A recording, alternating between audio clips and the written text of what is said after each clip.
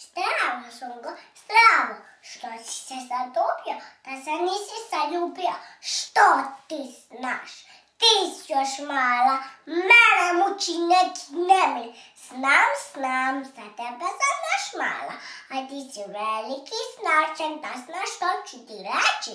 Pravi se vašan, muči te neki nemir, da ne bi htio osvojiti svemir. Vidi, ako si godina, pa što me muči? Ko visoko leti, nisko pada, stara nas poslovica uči. Pusti poslovice i ostale trice, ti da bi mi postali ptice. Da bi letio, trebaju ti krila sa svemri, treba ti raketa, ni krila, ni raketa. Dovoljno je samo želja i već letiš kao kometa. Ti si već odletio visoko i čini mi se da bi bilo bolje da ne biće s nama dolje. Naprokit, meni treba društvo, da bi po svemiru nabaravili 2-3 kruga, moram naći druga. Za koliko šalje dogledim za zemlje.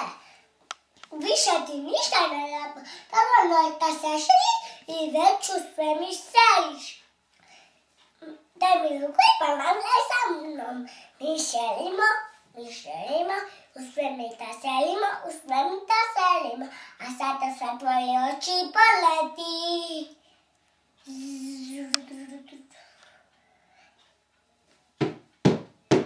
Gdje si pala? Već pitaš, putalico jedna, pala sam na bod. Ja nisam putalica, a drugo to nije pad, već nebeski svod. Ako je to nebeski svod, zašto me onda poli tur? Ni to ne znaš, u svemiru se kaže poli. I to je lako, i to znaš svako. Poli da je tvoj. Ma slušaj, ti fakirujete, toliko si me već usnamirio da više ne znam.